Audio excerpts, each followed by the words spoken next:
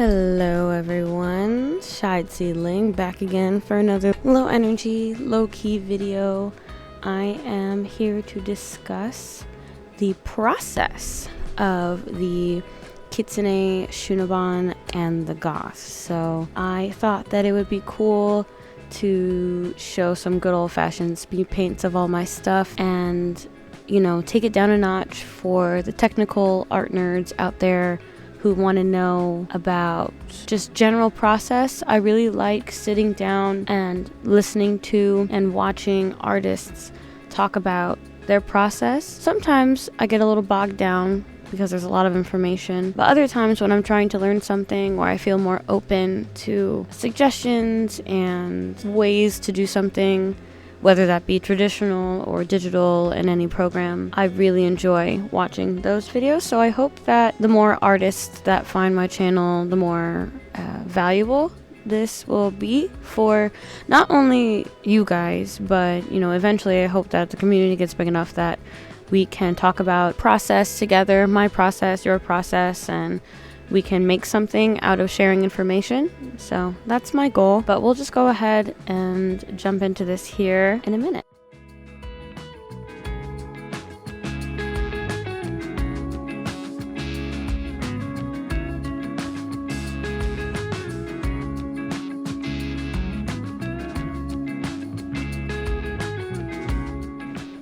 So starting off strong here, I immediately started doing studies for the long-legged maned wolf, the Kitsune, the Shunobon. I've never drawn anything like that before, any of those creatures. I don't draw animals in general, so all of that was extremely new to me.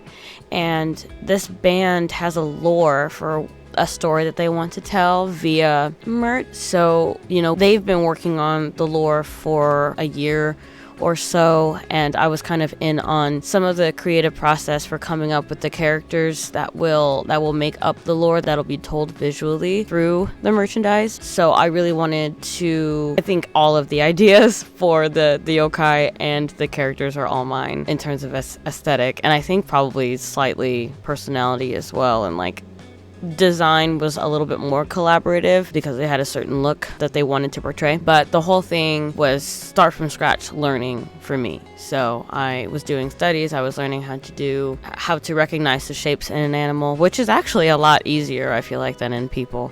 That's probably for a discussion for another day, but that was kind of the focus in the beginning, was just to get the shapes down, the concept down. I then made 2 thumbnails, one of which was kind of wholesome and the other one was more evil, because the Shunobon is a demon that is quite on the evil side.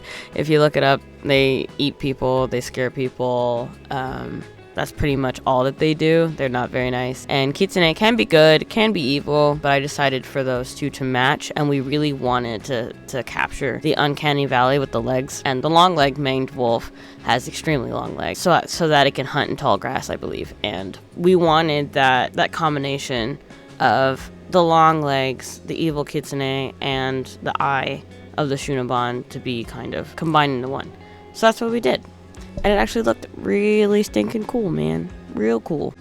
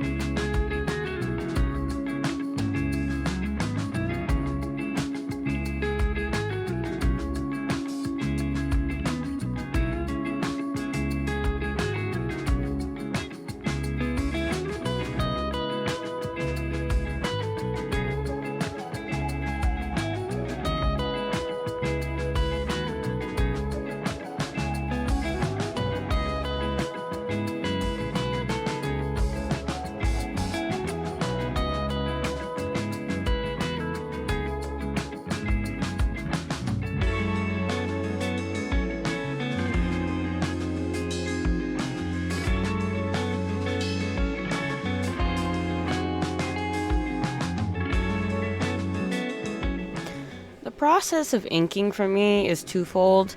I want to say, I want the ink itself to be clear with as much line weight as possible, and I also want the lines to portray big shapes that the eye will be drawn to. So when I blew up this sketch and started drawing for the Goth, the sketch was actually already pretty clean, which is sort of rare for me, to be honest. Typically, a sketch will go really well for me if I'm having a quote-unquote good draw day, or it's something that I'm relatively familiar with in terms of shapes. So this pose that she's in is not too terribly difficult. So I was able to get that down sketch-wise.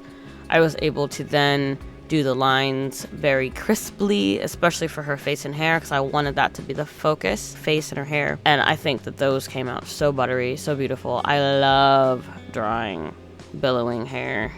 Oh my god, it's so satisfying when it's actually all done. Gorgeous. But it was slowly coming together. For the Kitsune in the back, it was very difficult in the beginning. I kind of just drew what I thought I wanted it to look like, showed it to the band, and they actually hated the original design. So I went in a completely different direction and just decided to try to go a little bit more realistic instead of avoiding actually drawing the anatomy of a wolf. So I actually studied a lot of Kurama from Naruto for this, and his mouth is very reminiscent of Kurama, if not almost exactly the same. But I think that, they both look like hounds at the end of the day, so, the way that it's drawn, it's not necessarily copywritten, and the only way it can be drawn like that type thing. So I studied Kurama a lot, and the bassist really wanted the eyes to have teeth for some reason. So he has 3 sets of teeth, and the eyeball is from the Shunobon demon, and I wanted the tails to be on the outer edges, but as the drawing was getting bigger, I realized that it's not really going to portray simple as I wanted it to. So I had to kind of get creative with the lines and how I wanted to shade that. I didn't know if I wanted it to look like hair or if I wanted to simulate hair via lines. I wasn't really there yet. But it was coming together very slowly. Very, very slowly.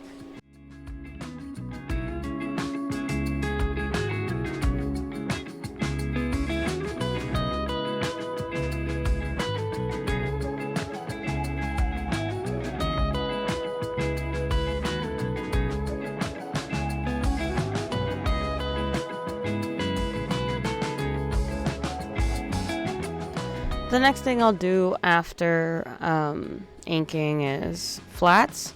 In this case, for this particular illustration, because I was working on it for a commission, I was working kind of backwards. I saw what it is that I wanted to do in my head, and I would put down every once in a while something, an element of what it is that I want to portray, to see if I'm still going in the right direction. And so I'll put down the smoke a little bit to kind of see. I put down that gradient and the ring behind her because that's what I wanted. I wanted the emphasis on her and the book, and then the Kitsune in the background kind of like looming around is kind of the idea that I wanted to go for. So I'd put down elements like the eyes, the smoke, the gradient to kind of get the vibe going. And then from there I was kind of intermittently going between flats and playing with lighting, and I'll keep continuing to do that throughout the entire process for this.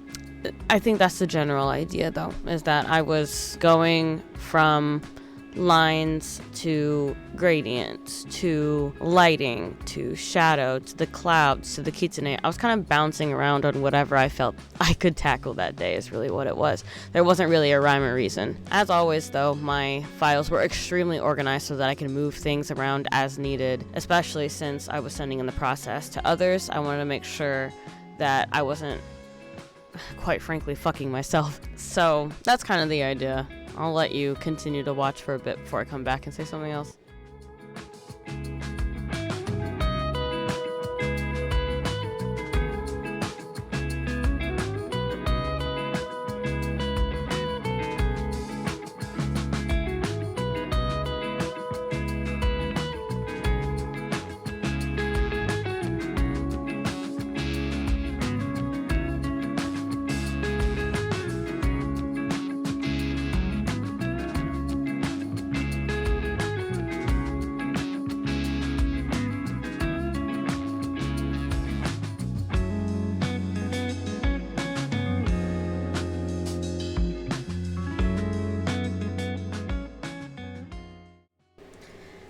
So something I've already talked about before in the very first Draw With Me series that I posted with Usmos was my ability to draw hands and my fear of drawing hands in general. As I was drawing this illustration, I wanted the book to be held, but I just couldn't really understand. Even with a reference, I couldn't really understand how to draw it. I gave up. So what I decided to do instead was put the hands out and the book is floating, which is actually a little bit more witchy anyway and looks cooler. And then have the hands glowing as well as the glow coming from her and the book. That way it's just all bright and lovely and great. And as I was continuing, after I used the Clip Studio material for the full body and post the hands the way that I wanted it to, the first stage I didn't really like, so then I rotated the palms a bit and realized that I could make the whole, not only the hand, but the entire arm glows, because as light shines or expands or whatever, reflects on other things and it taints, I guess, the colors or saturates the colors adjacent, the colors surrounding in its light. And so I was like, ooh, not only do I not really have to make the hands super detailed, but I can also kind of play with overlay, hard light, soft light, color dodge, and all of those settings. I'm a big baby when it comes to trying to render something. I get really nervous and I just don't want to mess anything up, which is impossible in digital art for the most part if you're paying attention and managing your layers properly. So as I was continuing to do the illustration after I got the hands done, I was like, you know what, I'm just gonna play with all of this and see if I can come up with something cool. And I totally did. And after I came up with what was going on with the hands, and I was bouncing between overlay, multiply, and I think color dodge to get the colors. I put down the flats first and then put all the lighting effects on top. And after I did that, I felt so confident to continue to do lighting and shadow for the rest of the illustration. I was so excited, and that's kind of rare for me to feel excited about something and feel ready to tackle new things to make it even better. It's very rare for me. So this illustration was a fun one for sure.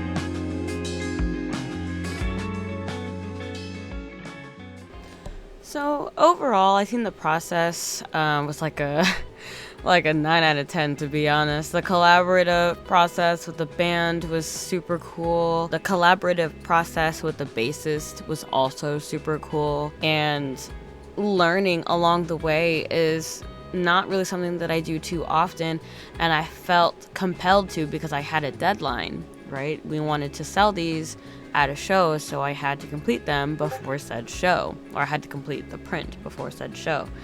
And seeing my art on something other than a screen is so amazing, and I was just so excited from figuring out overlay and all the other blending modes to get what was in my head translated onto the canvas, and then to have that idea that came from my head put on something else tangible that you can touch and feel was like otherworldly and amazing. This experience was completely new, and it was totally unwelcome, but it turned into something that has made me stronger as an artist, mentally as well as technically.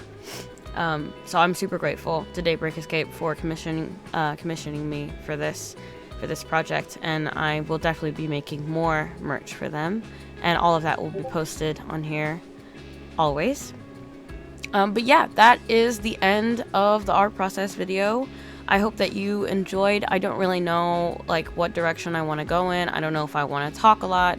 I don't know if that's something that people would really want to hear, like the technical stuff. If that's something that people are interested in, I can always make some sort of like Clip Studio Paint tutorial, but I'm so not a professional, and I am not somebody who knows a whole lot about Clip Studio Paint, but I can show at least my process and what I do, what I use it for, if anyone's interested. I don't know if I didn't really have a script, so I hope that I wasn't babbling too much, and if no one really has a problem with that, then I'll just keep it that way. Otherwise, maybe I'll try doing a script or something. We'll see. Like the video if you liked it. If you didn't like it, totally fair. I get it. At least tell me why you didn't like it in the comments if you could. Subscribe to the channel if you wanna. That would be so lovely if you did. Honestly, every time I see a new subscriber that's not my family member, I scream at the top of my lungs. So if you want to hear me scream that you subscribed from space, please go ahead and subscribe to me. I'm going to post a struggle with me drawing study next. I don't know if it's going to be digital or traditional, and I will also be posting another art process video for a different speed paint that I posted on here, the Red Demon. So stay tuned for all of that. Thank you again to everybody for watching, for supporting, for being excited about going on this journey with me, and I will see y'all in the trenches. Bye bye.